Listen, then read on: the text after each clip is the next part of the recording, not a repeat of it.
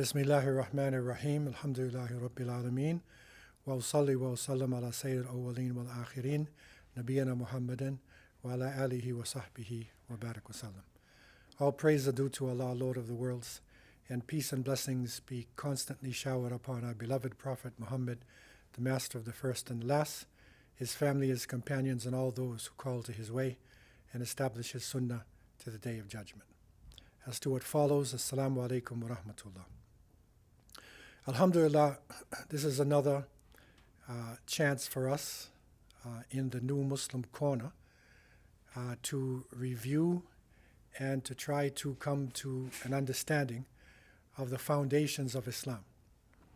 And that is so important today in a world where there is so much information that is flowing around. Alaikum salam. Is this the new beginners class? Yeah. Come on in, man. Come on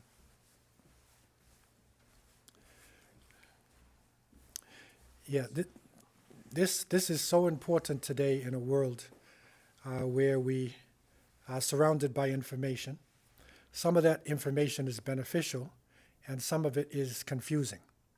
And so the intention of this class is to take off the veils, take off the misunderstandings, the stereotypes, and to go to the basis of what Islam is.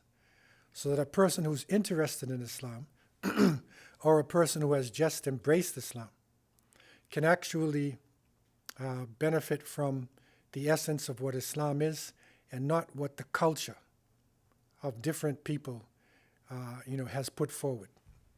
So in this light, when we look at the word Islam, we are talking about submission to the Creator of the heavens and the earth. And we understood that if there was any quality that a Muslim could be described with, how would you describe? You see somebody coming along, you meet somebody. What should be the most important thing about that person? It's not that they eat halal food. It's not that they look a certain way or they speak a certain language, but it would be the Arabic word Tawheed, which is unity, monotheism. And that is the unity in our understanding of the Creator of the heavens and the earth. And that is something that was understood by people throughout the planet. This is the root of Islam. This is the basis of what the religion actually is, and not what is projected by the media or what you might have misunderstood. And so we are taught that prophets came to every nation and every tribe. And in the Quran, the book of scripture of the Muslims, in the chapter of the Bee, Surah An-Nahl, Allah tells us, وَلَقَدْ بَعَثْنَا فِي كُلِّ أُمَّةٍ رَسُولًا أَنْ يَعْبُدُوا اللَّهَ وَاجْتَنِبُوا الطَّاغُوتَ. And we have sent to every nation a messenger, informing them that they should worship Allah and avoid false deities. So every nation at one point had somebody like this. And if you go to the root of most cultures, or what is left, because some cultures are like oral cultures, and maybe there's not much trace, but if you can go to the root of most cultures around the world, you will see that at one point in time, there was an individual or a group, there was strong belief in one God. Whether they called that one God the Great Spirit, the cosmic spirit, whatever their concept was, but it was that there was one being who existed before life that we know. And he said, be and it is, and all life came into being. That's the Creator. Okay, and that is the essence of Islam. When we talk about the word Islam today, people will generally connect it with Prophet Muhammad, peace and blessings be upon him, who lived over 1400 years ago. But he described himself as the seal of the prophets and messengers, not the first prophet of Islam. And this is important in our generic understanding of what this faith is, because you don't have to be a certain color, a certain language, dress in a certain way to be a Muslim. And after the death of Prophet Muhammad, peace be upon him, he had asked his followers to spread this message, take it around the world. And surprisingly enough, within 100 years, Islam reached much of the known world at that time.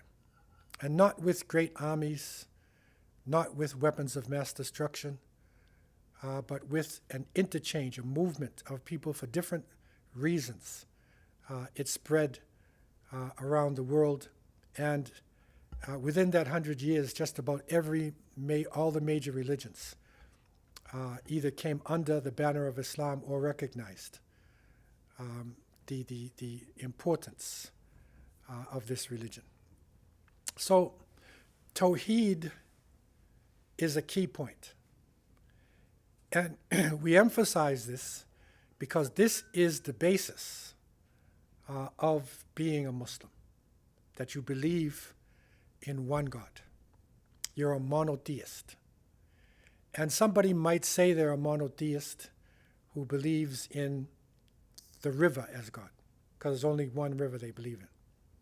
So therefore, over the years, the scholars have put together some different explanations of Tawheed in order for us to be able to fully understand what the term means.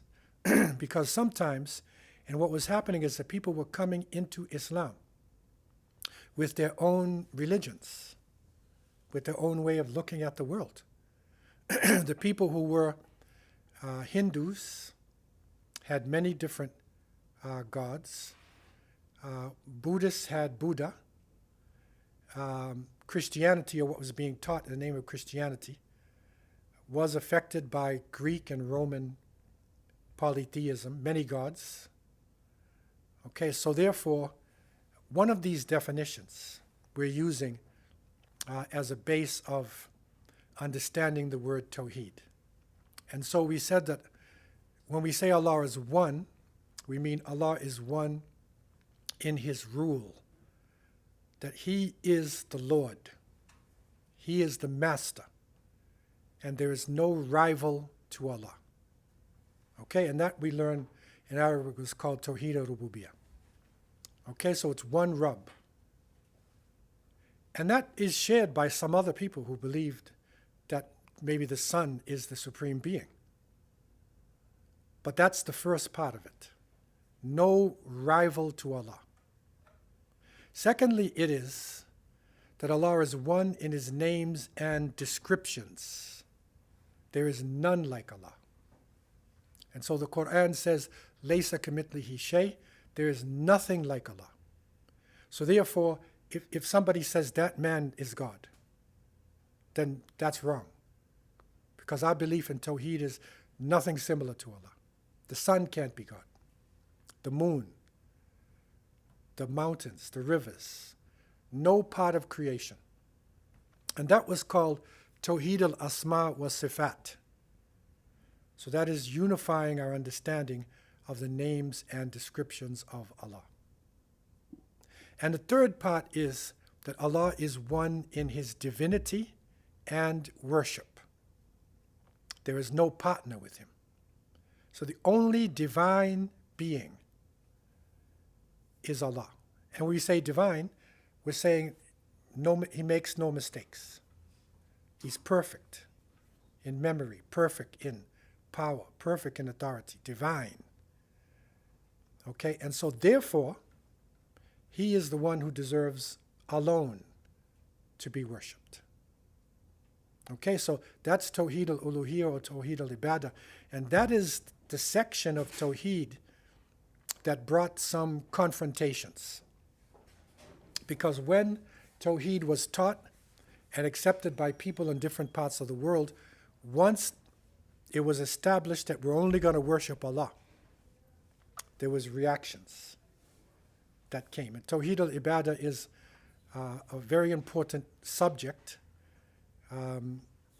These three forms of Tawheed, if you go to an Islamic university, you go to higher studies, in many universities, they go into this in details on the highest levels. So this just gives you, a basis of Tawheed. The opposite or the antithesis of Tawheed, monotheism, is polytheism. So that means that you're taking a partner with Allah. Remember, the last form of Tawheed said there's no partners. So that is like the human being, instead of praying directly to Allah, then goes through the partner to get to Allah. So that person believes in God, but they believe there is a force that can lead them to the Creator. And it comes in different forms. I spent some time in Southern Africa, and there in Southern Africa and in China as well, they have what they call ancestor worship. So they believe that your ancestors, when they pass away, that they go into the hereafter and they're closer to God. So therefore, if you can pray to your ancestors, if you can keep a good relationship with your ancestors, then you got a good chance of having your prayers accepted. So that's a form of shirk too, because you're going through the ancestors to get to God. See, so any form that this takes, that would be considered shirk, that we learned in our previous discussion, is the worst possible thing that a person can do. So we looked at shirk last week in Rububiyyah. Now we want to look at forms of shirk, just to show you how it manifested. This is shirk in Asma wa Sifat, in the names and descriptions of Allah. How did people make partners?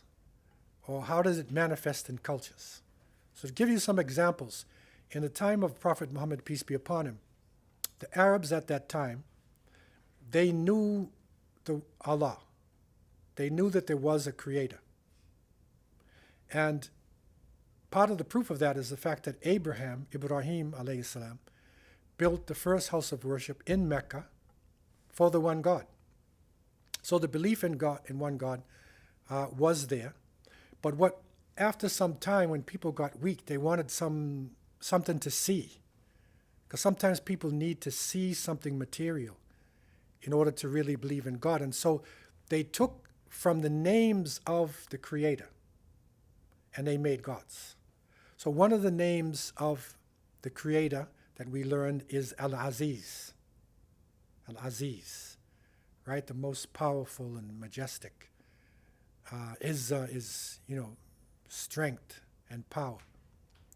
So they made, and you'll see a person by the name Abdul Aziz. So Abd means you're the servant or slave of Al-Aziz. Al-Aziz is the name of Allah. Okay? So what the pagan Arabs did was they took this name and they made an idol and they called it Al-Uzza. Al-Uzza. And they set up an idol for this. And so that would be shirk coming out of the name of Allah. They also took from the name Al-Mannan, who is the most kind and generous, and they made another idol called Al-Manat.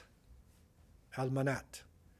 So that was a form of shirk, because they would pray to Manat to go to Allah. Okay, so that's your shirk there. To give you another example, in Europe, in Christianity, or what was left of Christianity, saint worship began long after the time of Jesus. And there were different saints, and many historians believe that these saints could be based upon the many gods of the Greeks and the Romans. So the Romans, they had Neptune, for instance, the god of the sea. Venus is the god of love. So when you deal with matters of the sea, they would pray to and sacrifice to Neptune, because they were going on a seafaring journey. In matters of love and procreation, it's Venus or Aphrodite. And then saints started to develop. So individuals who were generally good people, but they gave them godlike qualities. That if you can give reverence to the person, to the saint will help you to get to God. And there's many different saints that came over the centuries. One is Saint Jude. Saint Jude. And some of you may know Jude. It may be before your time. This is in the time of the Beatles, right? So you know the Beatles, the famous rock stars. They said, "Hey Jude, don't make it bad." So "Hey Jude" was one of the most famous songs. They won all the awards with this, Jude. And there's different understanding about who Jude was. You know, was it John Lennon's first wife or, you know, whatever. There's different theories. But this spread all over the world, all over the Christian world. Because Jude, according to some reports, they said that Jude was preaching the gospel, and he traveled to Mesopotamia, meaning Iraq, Libya, Persia, and he traveled with another famous person by the name of Saint Simon the Zealot. And it is believed, this is all within their stories and mythology, but it is believed that they were both killed, they were martyred, either in Persia or Armenia. But Saint Jude became the patron saint of hopeless, a person who's hopeless, lost, desperate, right? Impossible situation. You have an impossible disease, right? You're an impossible, so you call to St. Jude.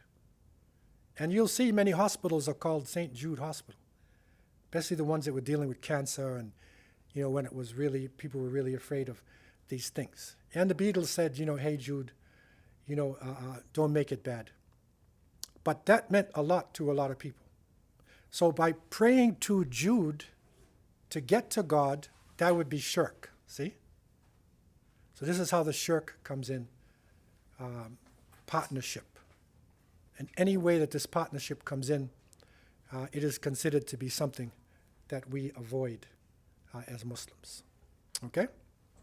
So that's one of the base points that we want to understand as we continue on in our topic in this season.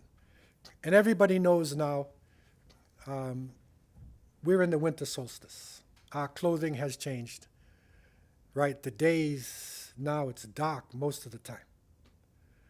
Okay, so we're in a different season now. Fortunately for us, we have lights and we have television, we have social media, we have all. Just imagine if you had none of this and you're in a dark season and cold. You don't have central heating. Okay, so in many of the ancient societies, this was a very serious time of the year. It's the winter, so the solstice is right in the middle. So it's 21st, 22nd, that's the solstice, the medium point in the year. Okay, and you'll see that nature-based ancient pagan religions had big ceremonies on the different solstice times, right? That was one of the key points for the basis of the nature-based religions. Okay, and but also the Greeks and the Romans, they had special ceremonies during this time as well. One of them, for the ancient Greeks, it was called the Bacchanalia. The Bacchanalia. So this was December 21st for the so-called god Bacchus. And Bacchus was the god of wine and sport and play and whatnot. So this Bacchanalia, a riotous event that used to go on in ancient Greece right around this time. Okay? So the winter season now, going into it, is a riotous time. For the Romans, they had what is called Saturnalia. And that is a festival for Saturn, the god of time, the god of the sun. Right? And that began on the 17th. And it continued for 7 days. So that would take you like right into the 24th. Okay, because the 21st is the actual center of the solstice. But this ceremony was also known for drunkenness, obscenity, disorder. So it was a time where you just get drunk and wild and go into different things. Or during that, let it all out, as they say. Okay, like Nike Air, they wanted to sell their shirts. So they said, just do it. You remember that? So if you saw someone say, just do it, what does that mean? What does that mean to you? Just do anything, right? That's a mentality. That's Saturnalia mentality. Okay? And the Druids, who had some of the ancient religions in the north, especially in the UK and these northern regions, they had ceremonies, especially in their places of worship, like the Stonehenge. You find the Stonehenge, Avebury, and these things in England. So they had different ceremonies during this time as well. And they had this mysterious plant that they call like mistletoe. The mistletoe. Okay, so this was one of their plants. They said it's got godlike qualities. The Germans, because it gets cold there, really cold in Germany like us. So the ancient Germanic tribes, they had a feast from the 12 nights from December 25th to January 6th. They had this festival. December 25th to January 6th. Okay? And this is interesting because if you look at the Orthodox Church, the Greek Orthodox Church, it's Christian. But they don't have Christmas on December 25th. Okay? Their Christmas is then in January 6th, 7th. This is their Christmas because it's connected with this festival because it ended on the 6th of January. Okay, so that was their festival with this struggle going on between the gods and the planets. So that was the winter feast held in Germany. So these things are long before the time of Jesus. That's part of the original religion of the people there in that area. And we had discussed a little bit also, but it's important for those who might not be familiar with what we said, is that there was a cult formed originally in Persia, and it spread all around the Mediterranean. So these were the followers of Mithras. Okay? And they called this time Sol Invictus, representing the time of victory of light over darkness. Because after December 21st, it starts changing back. So the days start getting, the nights are shorter and shorter and shorter. Light is starting to win again, right? So that's Sol Invictus. And Mithras was their sun god. He mediated between people and the supreme being, right? That's the shirk again. He's like a mediator. And his birthday, according to some historians, they believe what was celebrated in this cult was December 25th. So a lot of big birthdays and festivals happened on December 25th. So it was a key day for them amongst the days of the solstice, was December 25th. Okay? And amongst them, Sunday is the 7th day of their week. Okay? His number was 7. That was Mithras' consecrated number. Okay? And the 7th day of the week, that we now call Sunday, okay, that was consecrated not in early Christianity, because in early Christianity they were Jewish, all of Jesus' followers. So they had the Sabbath, which is Saturday. But Constantine in 325 AD instituted as the holy day Sunday, not Saturday, for the sun, right? And this is where the cult of Mithras comes in. And it's interesting because the church, for a period of time, they banned the name Mithras. Because when you start studying Mithra, his image is almost the same as what some people say today is Jesus Christ. Where did that image come from? Why can a Jewish person look at a Christian person and say, I'm Jewish and you're Christian? Like there's two different religions. Not supposed to be two different religions. Because Jesus said, and it's even mentioned in the Bible, he did not come to destroy the law of Moses, but he came to fulfill the law. All of his followers, they were all following the law of Moses. Why is it that now there's a separation? It's this image, this other religion that was superimposed over the teachings. And so Christmas, okay, that's really the epicenter of this season. And people will say Christmas is the birthday of Christ. Okay? But the reality is that even according to Christian historians and theologians, when they talk about Mary in the manger, they say that the shepherds, that's how the story goes, the shepherds had their flocks outside. They didn't do that in the winter season. It's cold.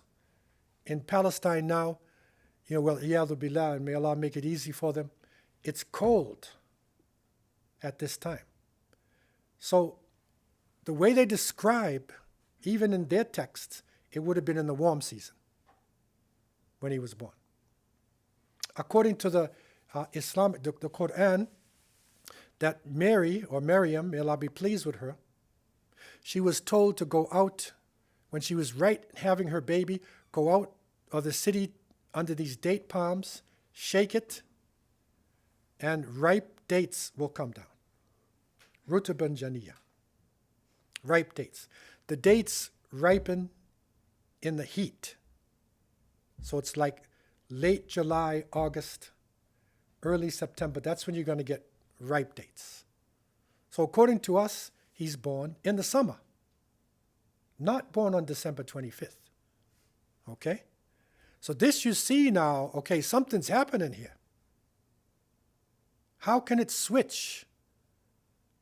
How now can they say that Christmas, which has nothing to do with Jesus, the ceremonies in the winter season, the Bacchanalia, the Feast of the 12 Nights, has nothing to do with Jesus. So like what is happening here? There was some amalgamation. And how it happened, we don't know. But we do know that those followers of Jesus who were left, generally following Paul and his teachings, they were being tortured by the Romans. They really suffered. And some people say, when in Rome, do like the Romans do. Or if you can't beat them, join them. Like people can only take so much torture and pressure. So somebody mixed it. Like it came together. Somebody brought it together. Fusion. It's a fusion of the different religious systems. One is strictly monotheism. It's following the law of Moses. The other one is nature-based or sun god-based. They came together to form this new understanding. Christmas season also, for most people, is the time of Christmas gifts. Don't go shopping in the mall this weekend. Next weekend, madness. The closer you get to the 25th, madness. Now they change things. What is it, Black Friday and whatever? Now the business people have imposed things because they want you to buy gifts. It's a materialistic time, okay? But where did the gifts come from? It actually was in the Saturnalia. They would give gifts to people. Sometimes they make little figurines, and they would say to each other, in their Latin, bona Saturnalia. Right? That's what they used to say to each other as they give the gift. Today they give the gifts and they say, Merry Christmas. So it carried on. It continued. Decorations. The decoration, illuminations of everything.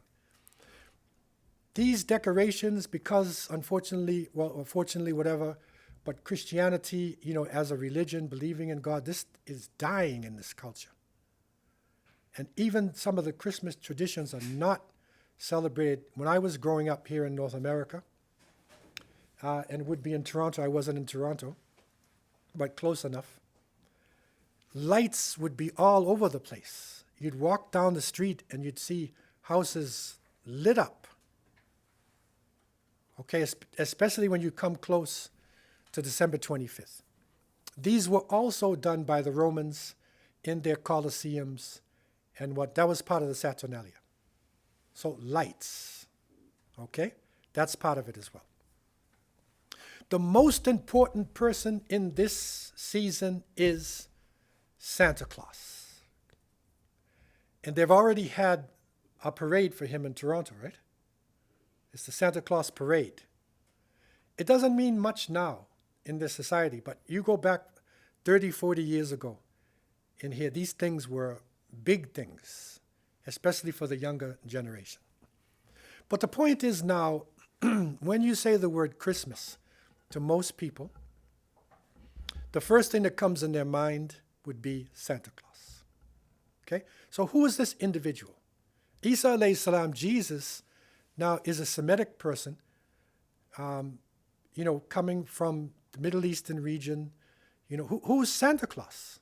Because Santa Claus generally is an older man, large face, big white beard, right? For the Bacchanalia, he would be Bacchus. The depictions of Bacchus would be this type of individual. Okay? And Silenus, the chief of the Satyrs. Saturnalia had Saturn. In all of these events, there was a venerable older man who was the image. Okay, so this is the image now coming in the place of Jesus. But now they're saying Santa Claus. Break the word down. Santa Claus comes from Saint Nicholas. Saint Nicholas, Santa Claus. You see? So Saint Nicholas was a very serious, they describe him as a very serious, austere Christian bishop who lived in what is now Turkey. It's called Asia Minor, Anatolia, in the 4th century. That's when he lived. And he was known by the Christians, he was the saint of children throughout the Western world. But he wasn't a heavy-set man, right, with reindeers and flying around. No, he was fasting all the time and very serious kind of person. But his name, because he was the saint of children, so somehow somebody who's piecing these things together for a culture in the society, they used his name, and now he becomes a key person in this ceremony. And he's an important person because according to the beliefs, what they were teaching to children, unfortunately, I grew up in a society like this where we had a Christmas tree in the house. And even though we didn't have a chimney, I lived in a housing project like the hood, right? We didn't have a chimney, but those who had a chimney, this man was supposed to come down your chimney and then put the presents under the Christmas tree. That's what we're told. And we would even look out to see, is he coming? Okay? And your poor father or mother who spent their time earning the money got no credit. Santa Claus got the credit.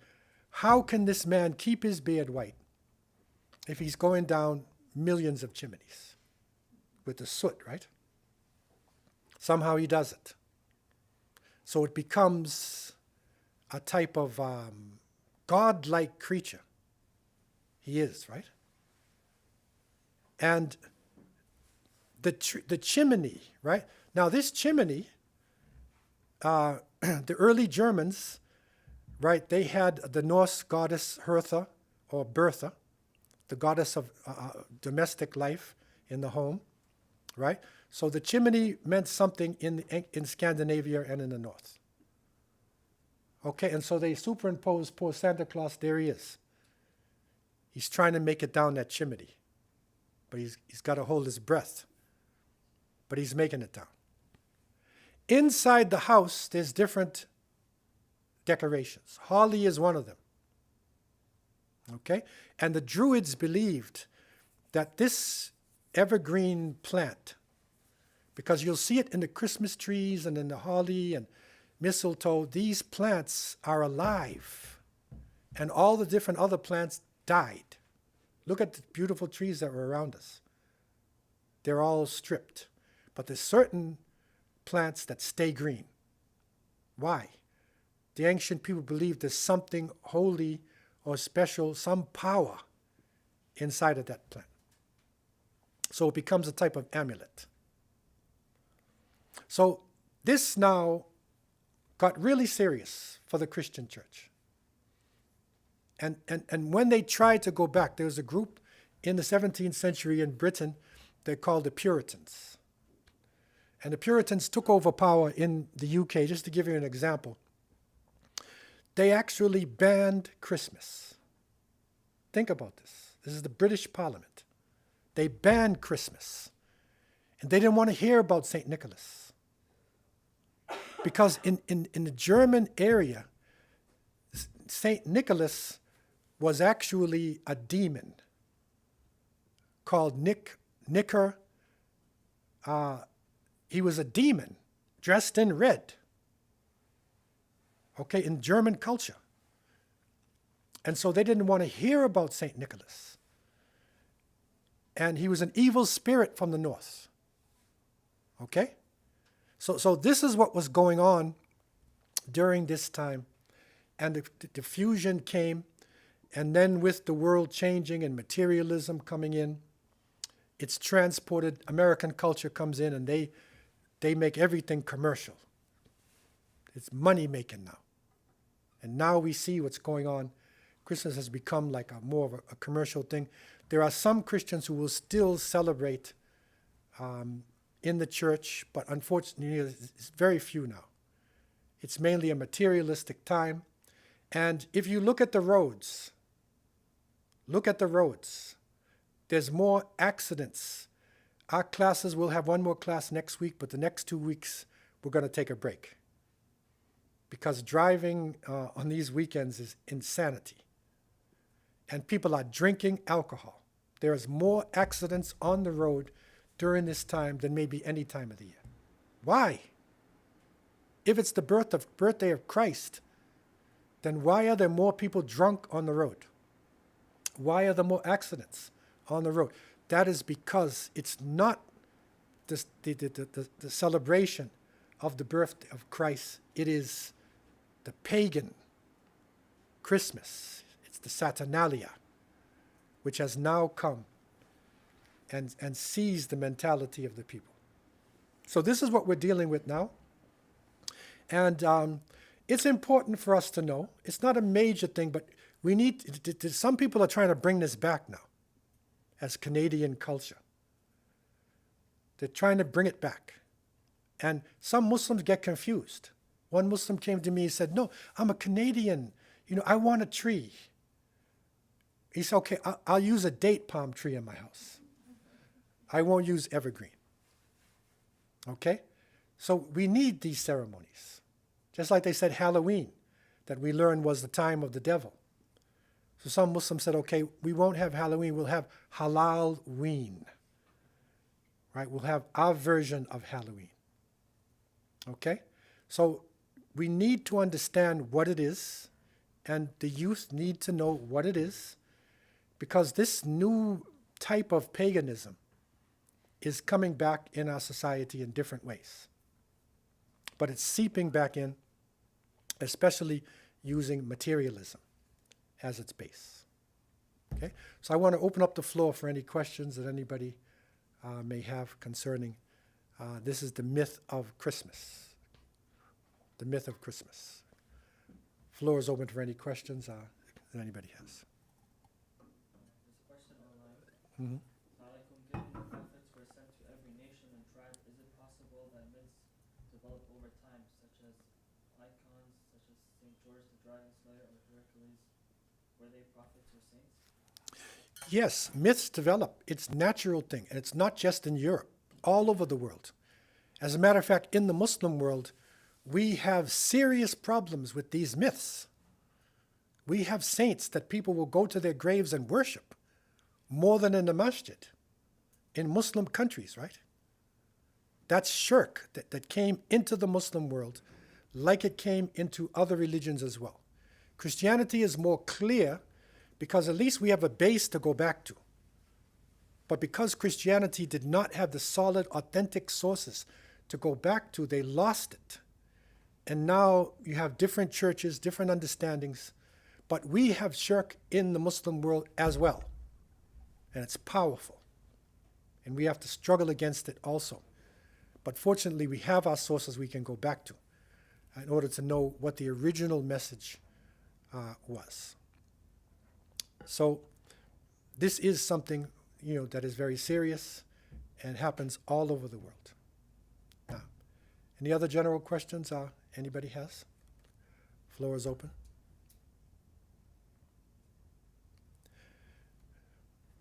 So this is the myth of Christmas, and we have done a series on this called Holiday Myths. And you can get that online in book form. You can get it lecture form to understand more, what it is. And again, this is something creeping back into our culture, and it's important for us to understand where we stand as Muslims with this. Okay? So the floor is open now for any general questions that anybody has concerning Islam. The floor is open. Any general questions? Everybody's cold, right? Your brains everybody's frozen, right? Okay? Floor is open. This is a chance to ask questions and, whatever concerning other issues in Islam. The only issues I can't, deal with right now because of the confusion is politics. If you all know politics, this is not the class for a political discussion. Okay? But the floor is open. Yeah. Because we're in this time of the year, and as reverts, we know a lot of people who celebrate Christmas Mm-hmm. or observe it or whatever. What's the mannerisms of a Muslim when maybe someone offers you a gift, someone invites you to their home? So this is a good question because, it's not like trick or treat where they're knocking on your doors, all the time. And generally, Muslims, you can accept a gift. Okay, so we accept gifts. However, we don't give gifts at the time of Christmas. We don't, especially if the gift is somebody, your neighbor or something, you don't want to be negative on people. But we don't give gifts. Maybe what you can do on Eid Day, when we have our celebration, then give your neighbors a gift. So this is our time to give gifts. But we're not going to carry on, like that. But it is, when you have a Christian family, we still have to respect our families. And sometimes Christmas season is a time when people get together. So you may, go over your parents' house. Nothing wrong with that.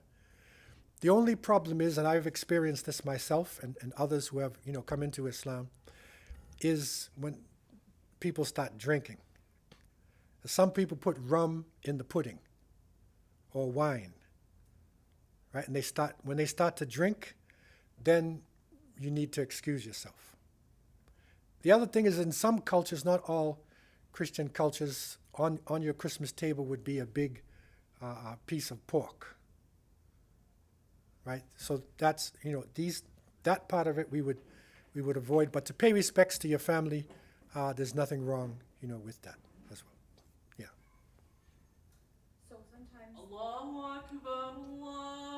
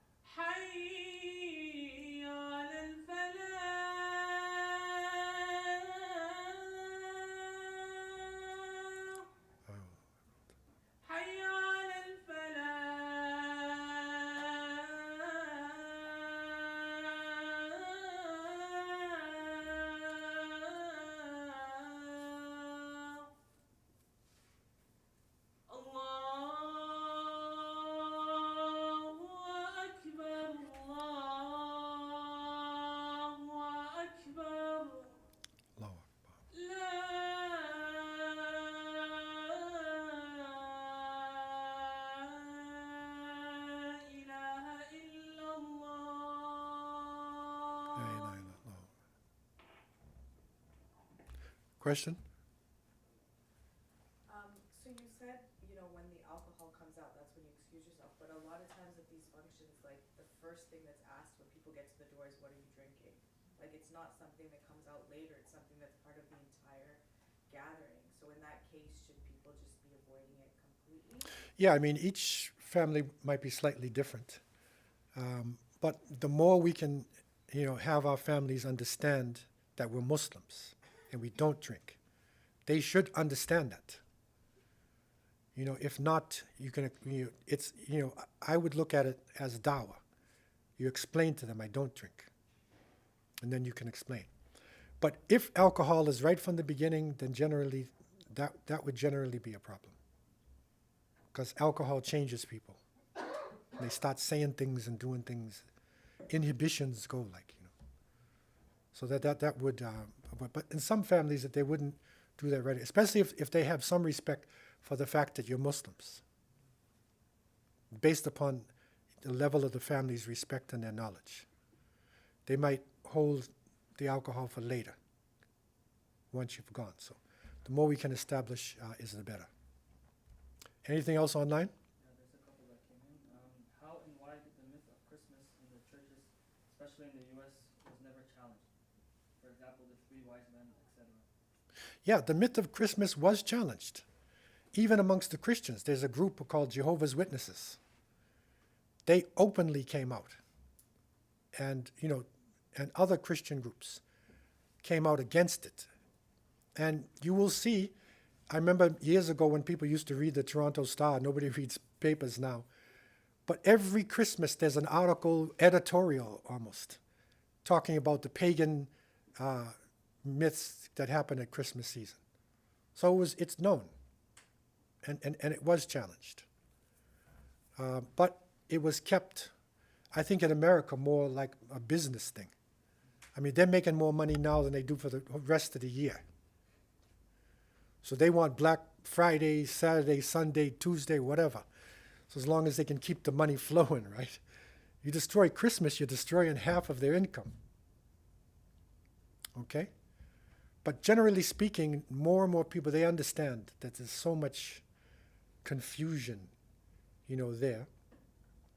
And sometimes Muslims are more confused and innocent. We're trying to take on culture. I'm Canadian now.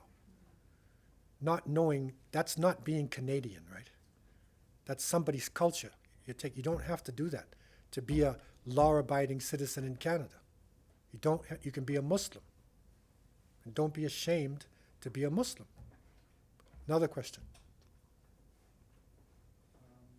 As you made mention, Christmas largely seems to be derived from European pagan traditions. Is there any element of Christmas celebrations that would be reminiscent of Prophet Isa's message? As with the last part, any Is there any element of Christmas celebrations that would be reminiscent of Prophet Isa's message, Prophet Jesus' message?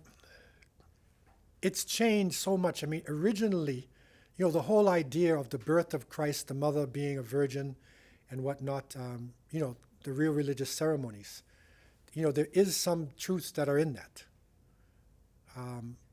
And I'll go, next class, inshallah, I'll go into it a little bit. But originally, there were some, traditions similar to ours that were in it. But now the paganism is just taking it over so much that, it becomes, confusing. And Muslim countries wanting to be impressive to the West, they just follow along the West and not know.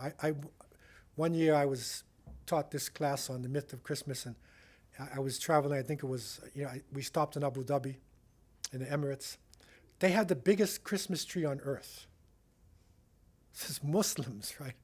The biggest Christmas tree on earth, when this thing, is a pagan symbol in the house, symbolizing life inside your house. It's like an amulet. But they wanted to impress the West. And they have more extra money than anybody else. So they had the biggest tree. But we have to separate ourselves and be clear and distinct, especially with the younger generation. Last question. Any others? Was the time of these paganistic developments the same as the slaughtering of many of the followers of of Arius. No, Arius was 325. That was later on. That was before that happened. Okay?